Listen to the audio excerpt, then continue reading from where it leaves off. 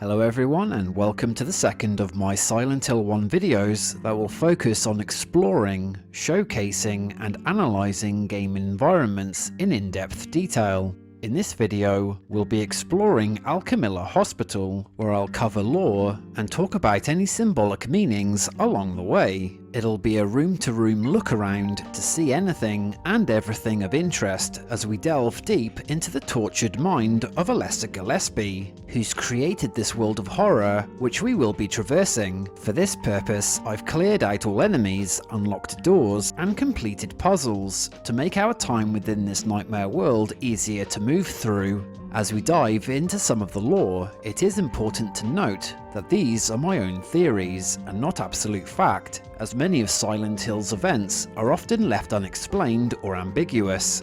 If you're interested in watching the previous video, in which I explore the Midwich Elementary School, then I'll leave a link to that at the end of this one. And if you do enjoy this and want to see more, leave a like and subscribe, that way you can stay up to date on all future videos I put up. Now with that said, let's explore. As we approach Alchemilla Hospital, I'll mention how this video is structured. As Harry begins on the first floor, we'll start moving room by room and left to right, while visiting any adjoining rooms we can enter along the way, and repeat this for all 3 floors. Before finally descending into the basement. And in each of the rooms, we'll switch from what I'll refer to as the normal world into the other world. In this way we can study both versions, and as explained in the previous video, the reason why Silent Hill is in this nightmarish state is that it is a mental projection from the subconscious mind of Alessa Gillespie, the 14-year-old comatose burn victim who survived her mother's ritual immolation at the age of 7. These worlds reflect Alessa's physical and emotional states, such as fear and anger, as well as her memories.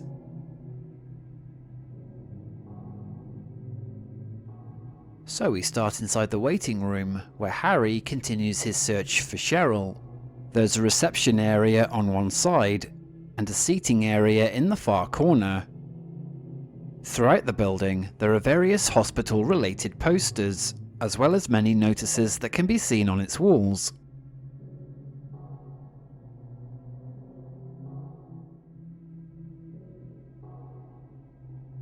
The phones can even be checked, but like the rest of the town, all contact with the outside world has been cut off.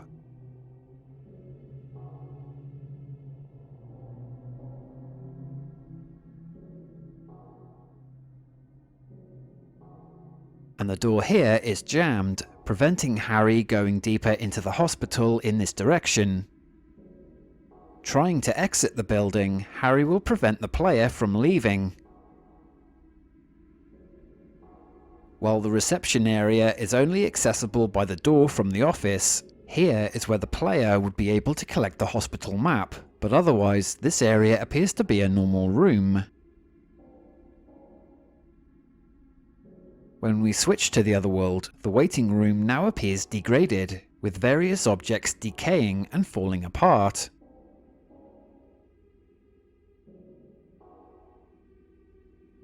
Main themes, such as blood, decaying objects, and rusty metal, like in the school, will be recurring backdrops we'll see whenever Harry enters the other world.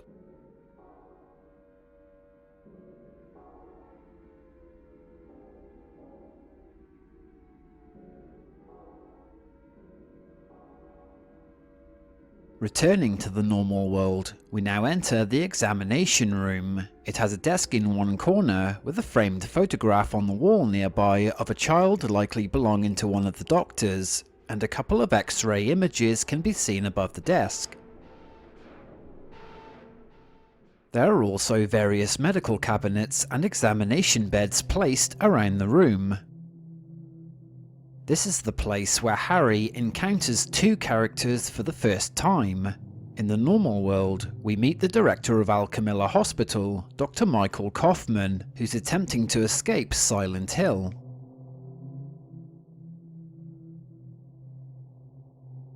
While in the other world, the room almost appears to be the same, but the floors and walls are now thick with grime.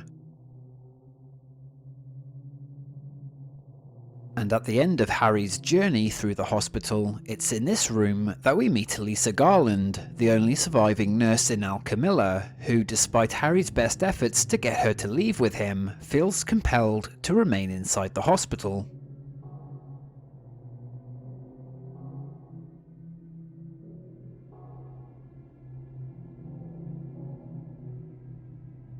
Before heading further into the building, we'll have a brief look in this office north of the examination room.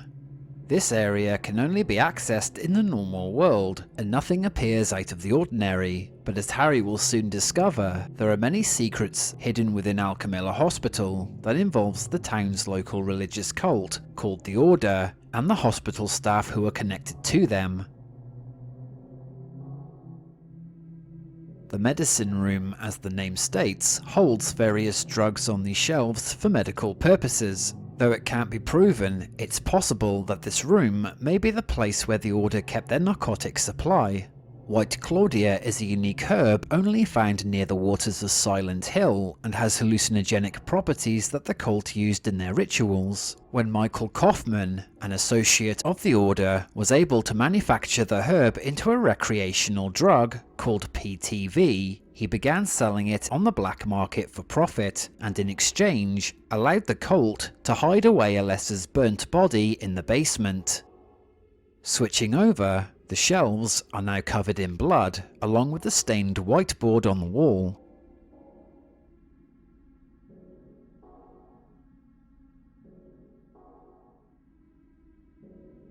Initially, when trying to open the locked door to the examination room, we'll hear Lisa Garland's footsteps on the other side.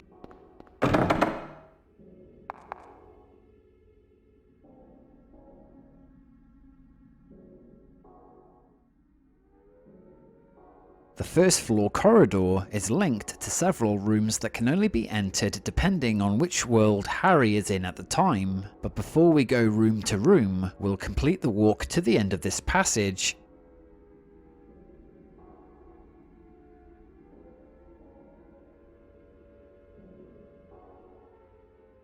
Trying the door here will reveal it to be jammed, which would have led back out into the front yard area Harry started from.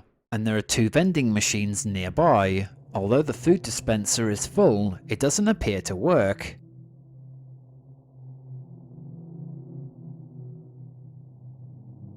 When Harry enters Alessa's nightmarish version of the same corridor, we can see images on the walls showing what appears to be human skulls, a representation of death, and something of which strongly remains in the mind of Alessa, who's unable to die because of the power she possesses, due to the cult's god growing inside of her.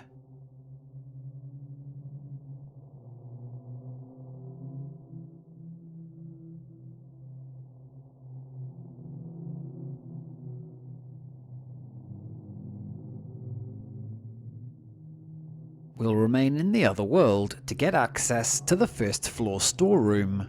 The chamber is empty, but it does give us our first look at the hospital's hellish floor design.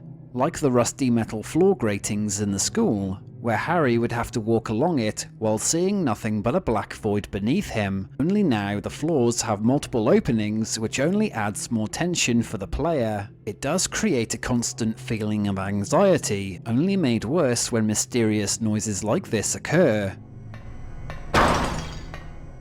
And like with most cases, who or what made these noises will be left unanswered.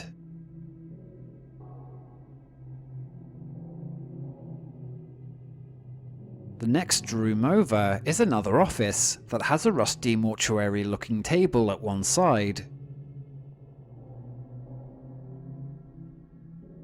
While at the back of the room are more decaying objects, such as the cabinet and the desk, of which blood smear can be seen on its surface.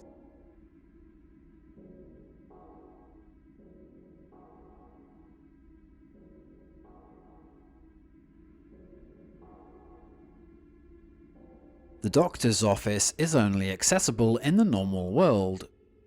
We'll take a quick look around this place, as there isn't anything here that really stands out that is of any particular interest, nor is there many rooms to explore in the normal world version of the hospital, as most of the time spent here will be within Alchemilla's other world.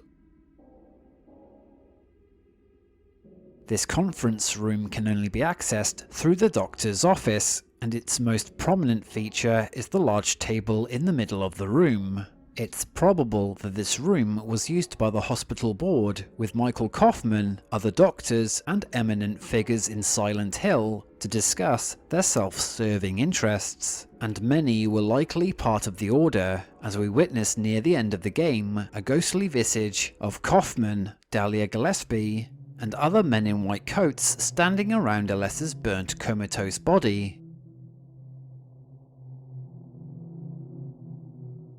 The kitchen, once again, is another location that doesn't have anything out of the ordinary to see, but there is an item that must be collected here if the player wishes to get certain endings.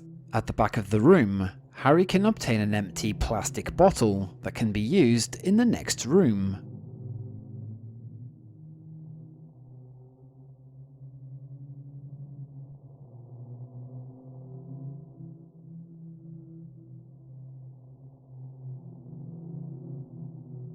And inside the Otherworld kitchen, the room, as expected, has a grimy look to it, with kitchen utensils all over the floor.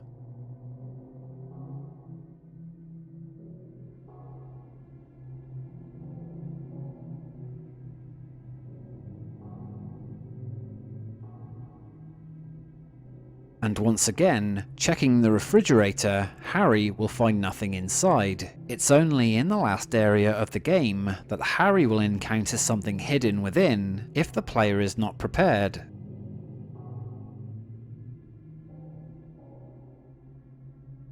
In the director's office, the room appears trashed, with cupboards and drawers left open, while books along with other items can be seen on the floor.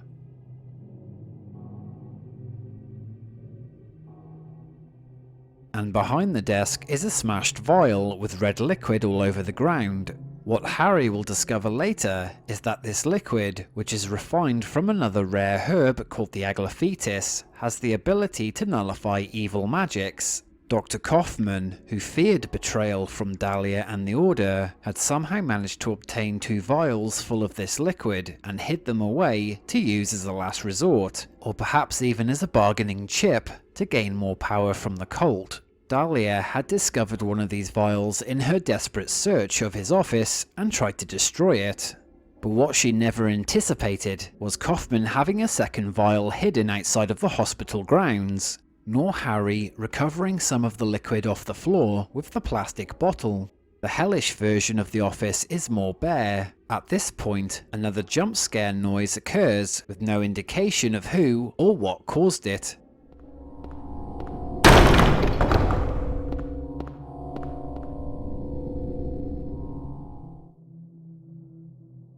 Once Harry gets the power back on for the elevator, this becomes the first of 2 ways to access the other floors. When initially looking at the floor buttons, it doesn't show anything amiss, but after Harry goes to the other levels and finds the doors locked, stopping him going deeper into those floors, on returning to the elevator, a 4th floor button mysteriously appears. As mentioned in the previous video, if his daughter Cheryl has already merged with her other half-soul, Alessa, it may be likely that this side of her is trying to help him find another way through the hospital by creating a whole new floor, to the chagrin of Alessa, who's trying to halt Harry's progression before she can complete her goal. Before continuing on, we'll take a brief look at the completed maps for the first floor of both worlds.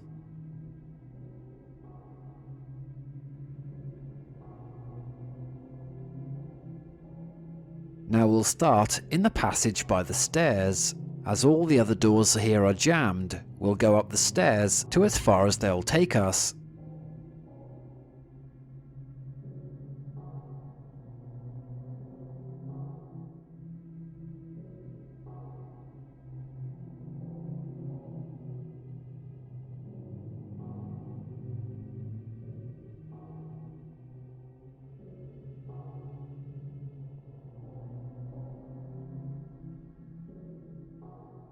By the time Harry returns to the stairs leading to the mysterious 4th floor, it becomes blocked by a wall, forcing him to go back down.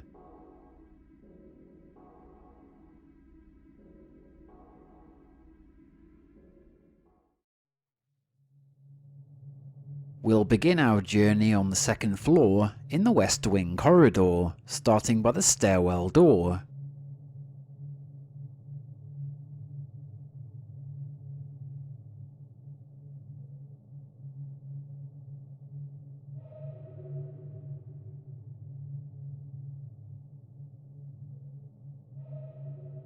On the wall next to the double doors is a slate showing a list of names for the Grim Reaper.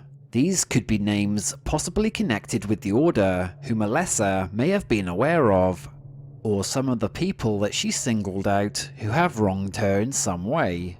Perhaps they are some of the victims that are seen hung up on the walls on display throughout the town who have been brought into her world to suffer. Either way, the slate here and the blank one found at the far end of the corridor have no relevance at the moment, as it's a puzzle to solve nearer to the end of the game. Another battle may be happening within Alessa's subconscious mind, between herself and Cheryl on the 2nd floor, as both are trying to influence Harry's movements here, while Cheryl may be responsible for creating specific items to help him go further into the hospital. Alessa attempts to block him by locking the doors into the East Wing corridor and creating the door puzzle in the nurse's centre. In room 201, there's a rusty mortuary table with a strap and buckle that has blood on its surface. And at the back of the room is a blood-stained hospital bed where Harry would find a lighter. Though the objects of the bed and mortuary table wouldn't be out of place in a hospital, the likelihood that we keep seeing them in this state are perhaps reminders that Alessa is currently lying in a dirty, blood-stained bed somewhere, and whenever she's not in a wheelchair, Alessa is moved around by the hospital staff, strapped onto one of these metal tables. Room 204 is bigger and has several hospital beds, but what's at the back of this room is the thing that stands out the most. Sticking out of the wall are 3 slimy blood-sucking tentacles. They can't be destroyed and have to be distracted with a blood bag to move them out of the way. It's likely another subconscious act by Alessa to slow down her pursuer and has taken the form of a creature from one of her fantasy books.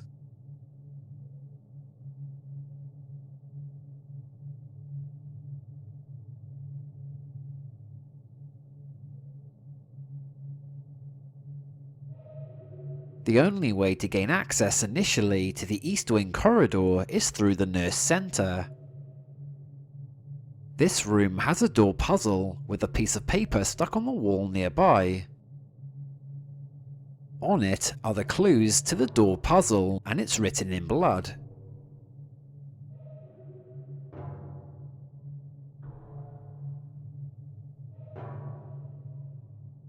A closer look at the 4 colour plates that have to be placed in the right order on the door shows characters from the fantasy book Alice's Adventures in Wonderland. Books like this, along with Wonderful Wizard of Oz, are examples of the fantasy books that Alessa would read, and her memories of them have made it into this world in some form or another.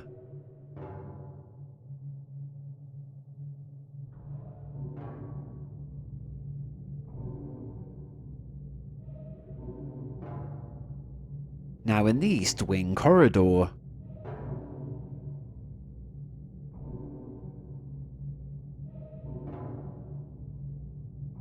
Here, parts of the floor is missing, revealing only a few rusty pipes and a black void below it. It would be too risky for Harry to jump down, even if he believed he would simply land in the 1st floor corridor, as there is no logic in the design of Alessa's nightmare world. Would he fall into some pit, or continue to fall forever?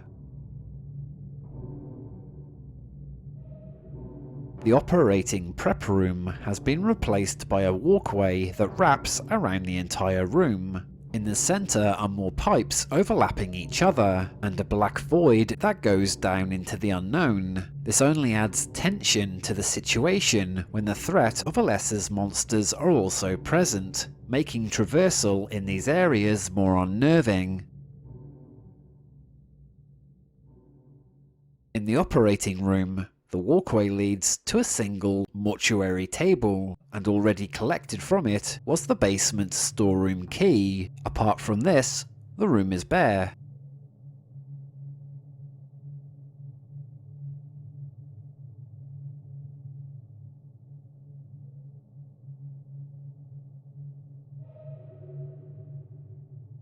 Going north, we now enter the intensive care unit. In this room, on another metal table, are several disinfecting alcohol bottles, one of which can be obtained by Harry.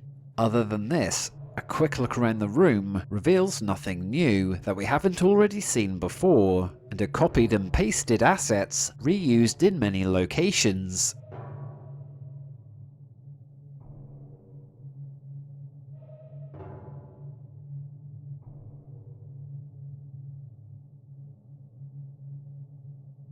In room 206, there's another drop just ahead of the door, and a brief look around reveals the only objects in the room are 4 metal chairs.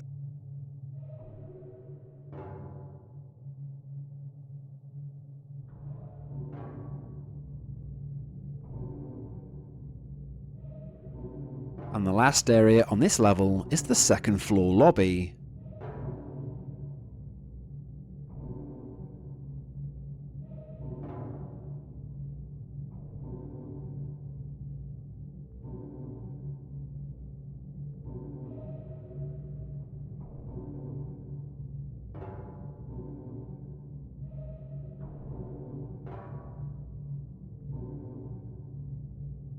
Before we make our way up to the next floor, we'll take a look at the completed map.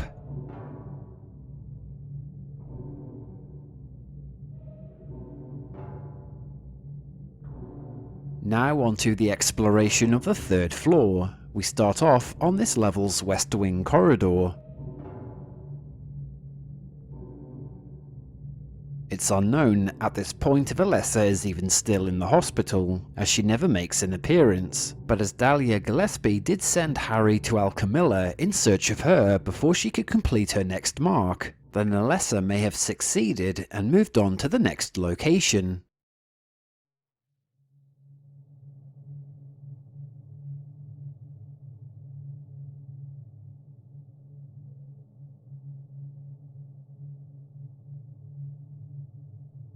In room 301, there's a peculiar object by the bed that appears to be out of place.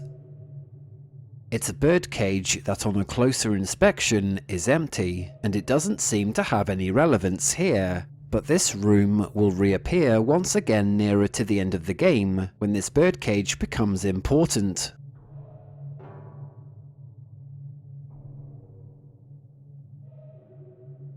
Inside of room 302, there's another save point for the players, though to Harry it's also an important stopping point, as this is one of the locations where he takes the time to make notes, in the event that someone else might experience these bizarre nightmares and find his notes useful. In the corner of the room is a working VCR that's connected to a television, and once the videotape is recovered, Harry will be able to see what's on it. Though at this stage, we will only see static and hear partially what Lisa Garland is talking about until the end of the game. Lisa was assigned to look after Alessa in the basement to take care of her burnt body. When it became too much for Lisa, she wanted to escape the town and the Order, but it was too late. Lisa was by this point taking the Colt's PTV drug, supplied to her by Kaufman, to cope with the stress of her job. When she became addicted, the drug was used as a blackmailing tool to force Lisa to continue her care for Alessa. Moving on to room 304, just like the floor below, this place has multiple hospital beds. And again, there's another object, this time screwed to the wall, that first appears to be unimportant. But this steel plate will have some relevance when Harry arrives in the game's last major location.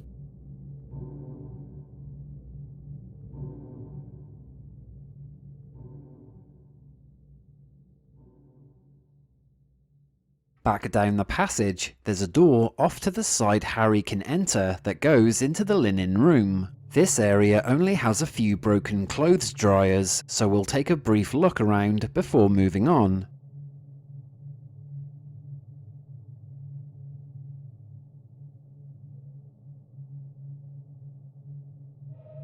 In the men's toilets, the wall tiles are covered with blood, and there are blood puddles all over the floor. Other than the sink and the urinals, this room is also bare. And when Harry goes to leave the room, another jump scare happens.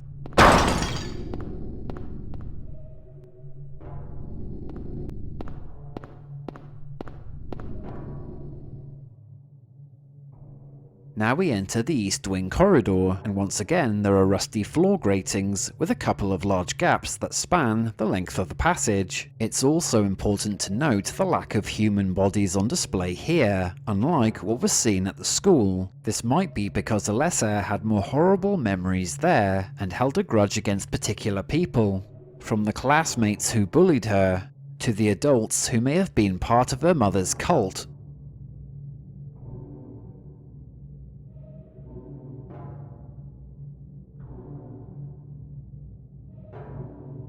In the storage room, there are several shelves around the place that have some items to see, none more disturbing than the heavily blood-soaked boxes that suggest something horrifying is stored inside of them.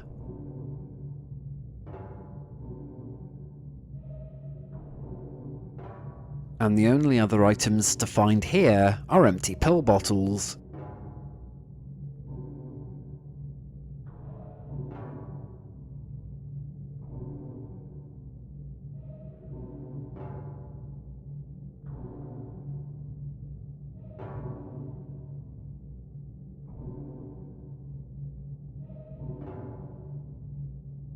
There's also another set of doors that would normally lead into the adjoining storeroom, but it's jammed shut.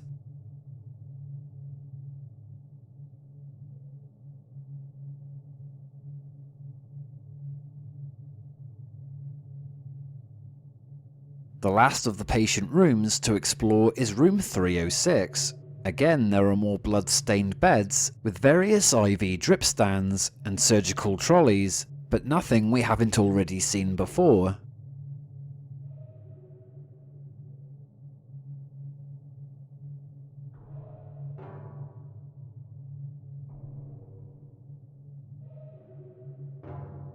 And again, the final area on this level is the third floor lobby.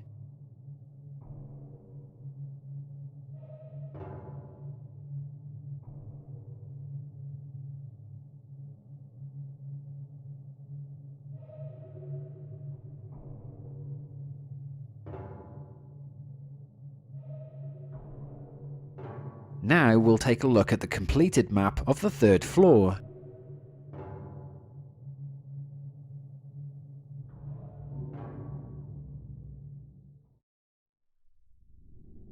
Before heading into the basement, we'll first take a walk along the passages of the fourth floor. If Harry tries to return to the elevator, he'll be unable to enter again, as the power has turned itself off.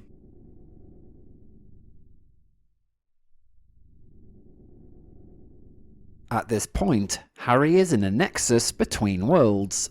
As he moves away from the doors, it will lock itself behind him, preventing Harry from going back. This may be Cheryl, in her own way helping her father find his way around the locked parts of the hospital. All doors along the way are jammed as there is nothing actually behind them. And as this location doesn't really exist, it has no floor map to see.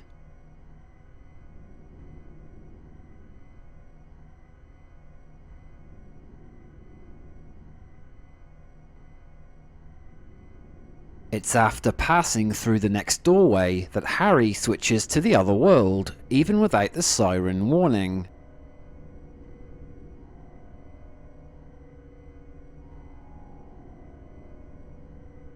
And we already know that upon returning here, the 4th floor will be blocked by a wall. Now we'll take a look at the basement map before we begin our exploration of the area.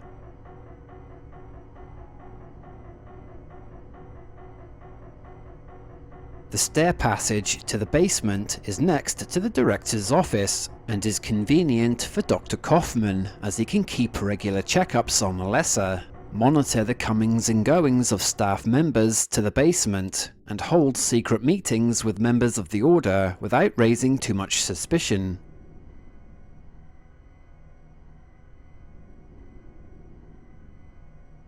In the basement corridor, this L-shaped passage ends by the elevator at one side and a dead end at the other, and apart from the 3 hospital trolleys, this place is pretty bare, with most of the doors here being jammed.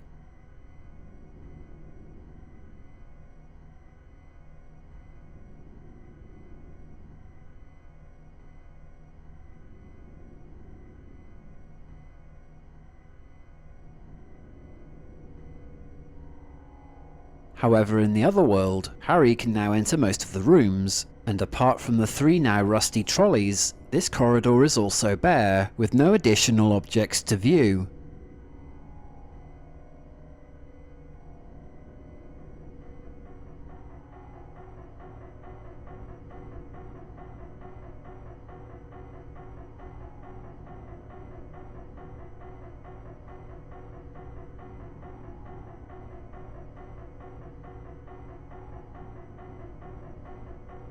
Back in the normal world for the last time, this generator room powers the elevator, giving Harry access to the rest of the hospital. It has machinery at the back of the room, and several electrical panels on the walls.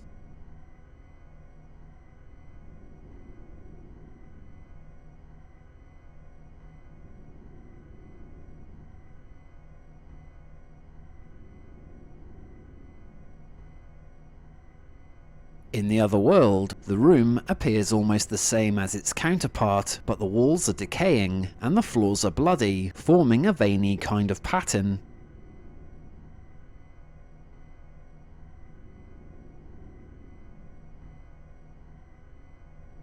Going over now to the morgue, there are several mortuary tables that have what appears to be human bodies lying underneath blood-stained sheets.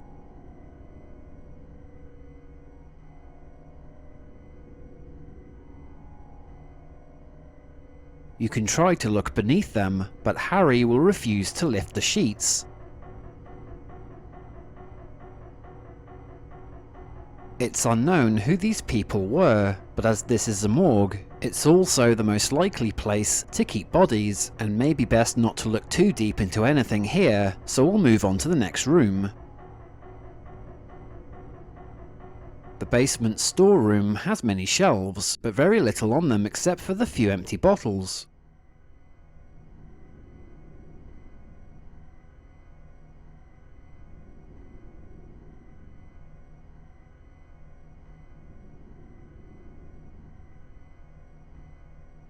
It's this large cabinet on one side of the wall that is of particular interest.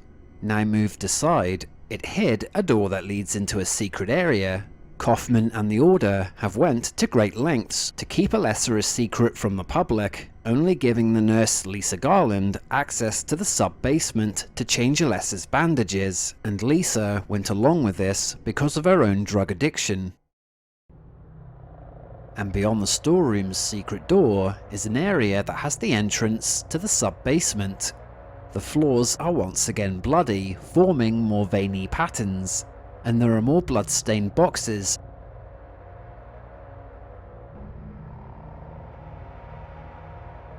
Though the floor grating in the normal world may have been accessible, here it appears that Alessa has blocked the way down by conjuring vines to keep the rusty metals secured. But as Harry now has the lighter and disinfecting alcohol, he's able to burn the vines away and open the floor grating.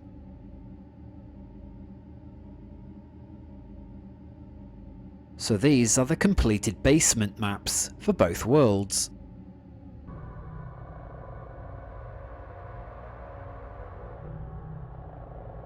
There is no map to see for the sub-basement as we go down the stairs into the first secret passage. It's the most narrow and claustrophobic environment yet, as it feels like the walls are closing in, while the metal mesh flooring reveals a bottomless drop into a dark void.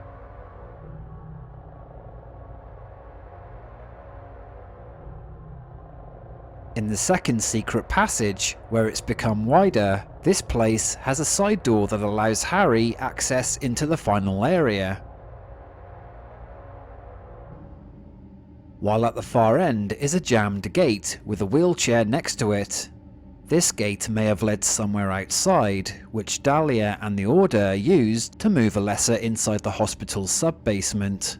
The wheelchair is how they were able to move her, which is why it frequently appears in various places around the town, as it is a memory of Alessa's that is often conjured into the other world. In the third secret passage, there are several doors either side of Harry, and 3 of these can be entered. This place might have originally been storage rooms, or even a psychiatric ward, back in the earlier days before being abandoned. The Order then used one of these rooms to keep Alessa hidden away.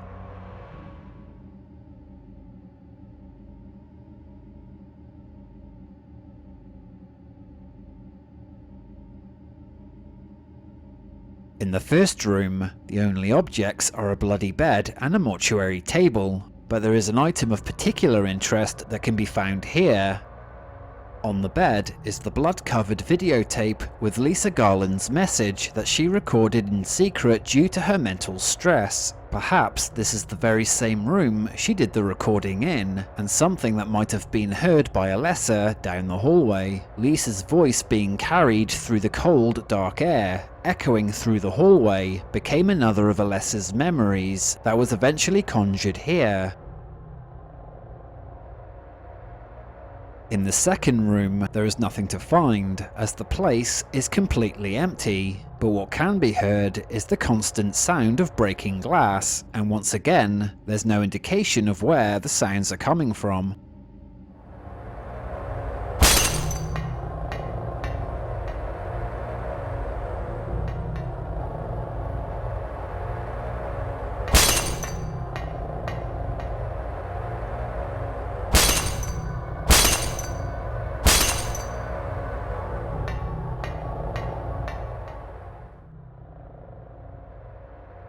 And the final room of the hospital is where the body of Alessa was being kept for many years, only now the bed is empty. To one side is a cabinet with pill bottles on it.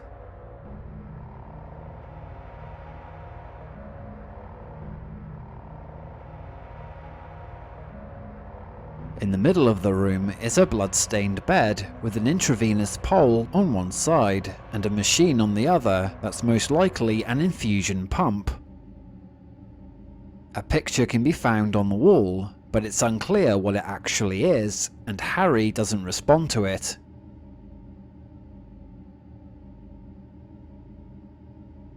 There's also a chair nearby where Lisa sat during her care for Alessa, and there's a framed picture on the machine that shows Alessa before the fire. It's possible that Dahlia had managed to move Alessa's body far away during Harry's time exploring the other world, as they were both in separate realities. That way he wouldn't discover Dahlia's deception too soon, before she could capture her daughter's rogue spirit.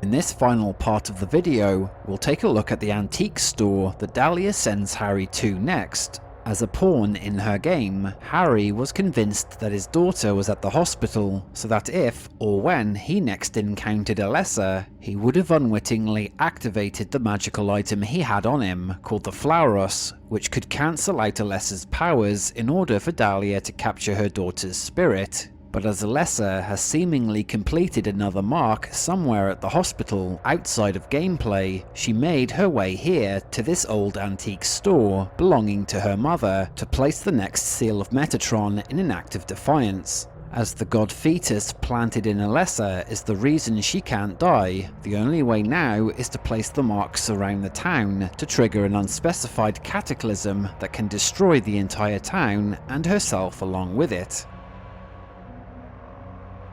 The antique store itself is unremarkable and is only a single room, but at the back of it is a hidden tunnel that leads to a small maintenance room, repurposed into Dahlia's own place of worship.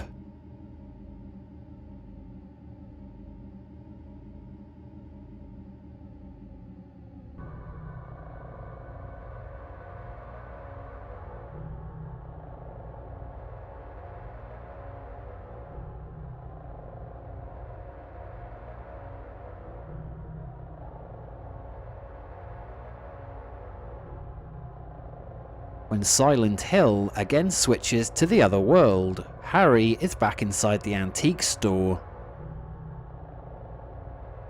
Alessa has placed her mark on the floor grating and has moved on. There's a sofa by one wall, and a small table with a notepad at the opposite side. But the thing that stands out the most are the 4 bodies on display that were last seen in the school. One possible theory is that these are representations of Alessa, whose body appears to be covered the same way when we see her in the wheelchair closer to the end of the game.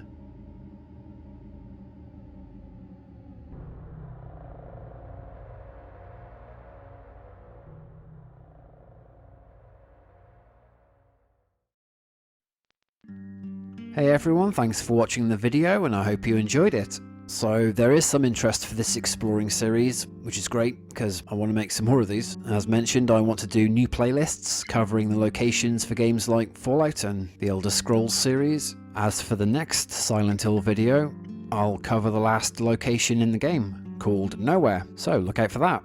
And if you're new to the channel and are interested in any of these, then maybe subscribe. That way you can stay up to date on all future videos I put up. And once again, thanks to all of you who have subscribed and are helping to make this channel grow. So until the next video, bye everyone.